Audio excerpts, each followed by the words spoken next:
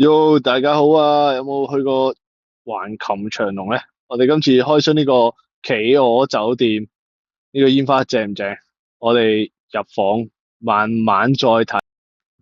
咁我去到 check in 嘅時候啦，佢免費升級咗喎。今次間房咧就主要係有得睇埋煙花。我本身訂嗰個咧就冇嘅，咁啱佢升級咗，但係我冇講到話我係拍片㗎。佢都升級，睇下你哋會唔會好彩啦。咁入到間房望一望啦，間房咧其實我覺得幾靚嘅，好多嗰啲企鵝嘢啦。咁留意翻啦，咁佢有啲普通杯啦，佢都做咗啲消毒嘅。咁有冇消毒我唔知啦，我就冇用過呢啲杯，我都唔係好夠膽用。跟住企鵝間房啊，即刻有隻企鵝。咁我最中意係佢呢對拖鞋，不過但係呢對拖鞋佢淨係得小童先係有企鵝，大型嗰份係冇嘅。咁大型嗰最我着咗，所以冇得睇。嘻，跟住繼續睇下間房啦，一般嘅設備都靚靚仔仔嘅，我覺得唔太差嘅，咁都幾有 feel。最好帶小朋友啦，如果你哋有小朋友嘅，帶小朋友去玩應該都開心嘅。不過有啲公仔就有啲核突啦，你睇下隻企鵝，加隻紅扮企鵝啊，都幾核突。咁唔錯嘅間酒店房，你哋可以再慢慢睇一睇下啦，佢嘅設備啦，咁一張大床，咁就額外就有張梳化仔，有張台仔，大家可以喺嗰度食啲嘢啦。因為附近其實都冇嘢食噶啦，淨係靠外賣，所以我全晚啊都係靠呢張台嘅。咁牆身嗰樣嘢都比較靚嘅，我覺得係非常之感覺良好嘅。我唔知你哋感覺良唔良好啦，睇完呢條片，但係我感覺良好嘅。跟住之後就到睇我最重要嘅就係廁所啦，因為個廁所唔得我真係搞唔掂啊。咁廁所大致上一個企缸位啦，咁都有繼續佢哋嘅企鵝啦。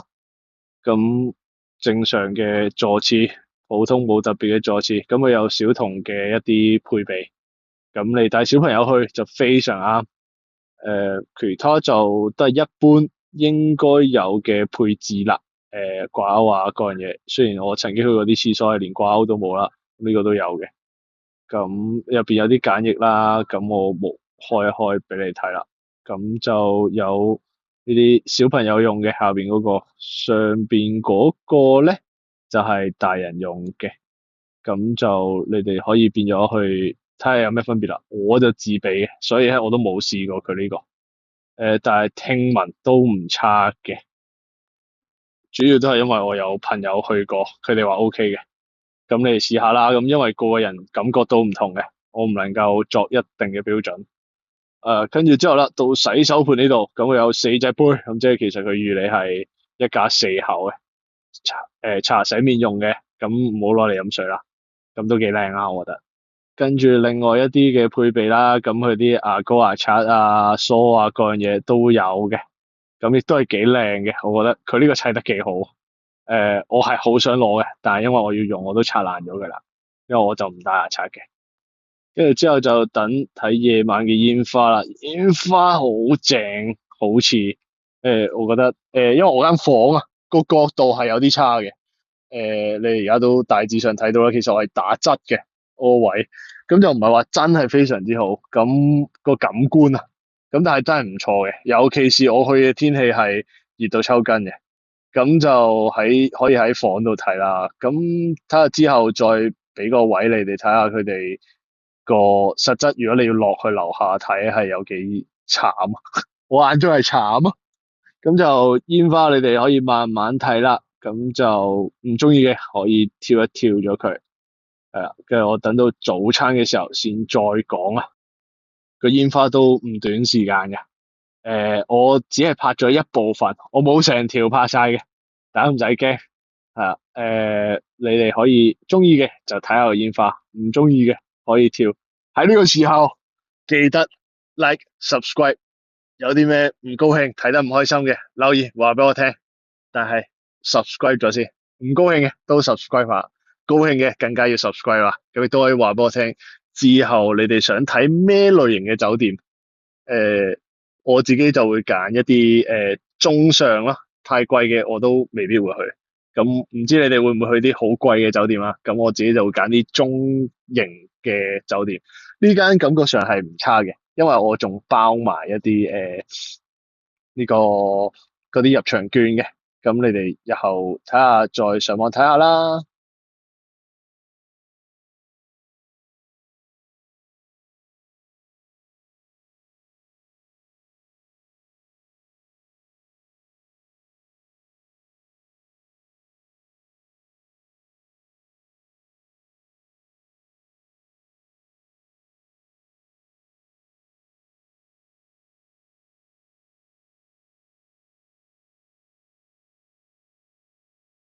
好啦，煙花咧就到呢度差唔多啦，我哋準備第二日嘅早餐。咁早餐咧就喺翻佢企鵝酒店下邊嗰度，咁佢就話同企鵝一齊食嘅。咁就當然啦，俾人霸晒啦。咁我哋睇咗啲嘢食先啦。咁嘢食就一般大路嘢啦，冇乜特別嘅。咁有下啲蛋啊、雞啊嗰樣嘢，咁就都係好多企鵝 logo 嘅，你會睇到佢哋啲圖案。咁嘢食就都有公仔嘅，咁我哋慢慢再睇啦。咁而家就睇咗一啲基本嘅一啲叫飽肚嘢啦。咁就嘢食方面就多選擇嘅，咁粥粉麵飯啊，乜嘢都有啲嘅，你哋都理解啦，因為呢度珠海嚟啦。咁國內嘅人都需要食粥啊、飯啊、麵啊嗰樣嘢。咁我唔知你哋中唔中意啦。我就有部分嘢我都有食，有部分我都唔係好想食啦。咁早都食唔到咁多嘢，佢選擇太多。其實你食晒嘅話，基本上可能晏晝都唔使食噶啦。咁就甚至之後你會見到啦，準備有麻辣燙啦，有啲點心類啦。咁佢點心類嘅話咧，就會有係啊，有啲蒸包啊、蒸餃啊。咁就蝦餃燒賣就唔見有啦。咁就啲蒸包嘅話都幾得意嘅，咁佢都有啲即刻整嘅腸粉啦。咁呢個腸粉我不建議，我食咗麻麻地，蠔就更加不建議嗌。有殼嘅，有蠔殼，連蠔殼上啊。我嗰嚿係咯，我唔知你哋有冇彩啦。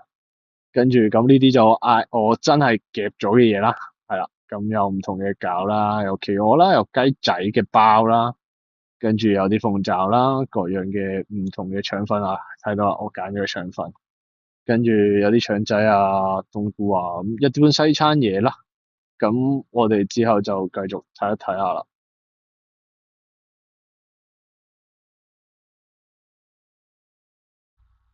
跟住之後就有呢個餃，呢個餃咧就服嚟嘅。仲有呢啲咁嘅唔同嘅包啦。咁我哋就搣開呢啲包嚟睇下啦。有啲特色包叫做呢個甲蟲樣，都靚嘅，我覺得佢整得幾靚嘅。但係如果你話食落去就真係一般啦。咁個餡咧就係呢個我都唔記得啦，你嚟睇一睇，我係豆沙嚟嘅，算唔算係豆沙咁嘢？咁就另外就仲有唔同嘅包都搣嚟俾大家睇下啦。咁呢個雞仔包，咁呢個雞仔包都可以接受嘅。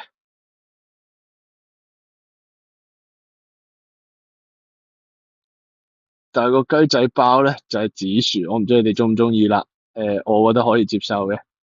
最後到佢最重點嘅企鵝啊，企鵝包好得意，食落去就我只能夠講失望、失望同失望，係啦。